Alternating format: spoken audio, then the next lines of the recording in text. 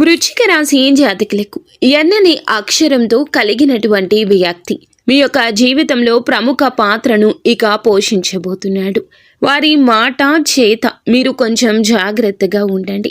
అలాగే ఈ రాశి జాతకులు మీ విషయంలో ఎదుటి వారి యొక్క ధోరణి అస్సలు మీకు మంచిది. ఎదుటి వారి ధోరణి మీకు అస్సలు మంచిది కాదు. ముఖ్యంగా ఎన్నని అక్షరంతో పేరు కలిగిన స్త్రీ అయినా పురుషుడు అయినా ఏదైనా ఒక మాట చెప్పినా, ఒక ఆలోచన చెప్పినా 1కి 10 సార్లు ఆలోచించే ఆ పనికి పూనుకోండి. అయితే ఈ రాశి జాతకులు తెల్లవారుజామున ప్రతిరోజు స్నానం చేసి ఇంట్లో పూజా స్థలంలో దీపం వెలిగించడం మర్చిపోవద్దు.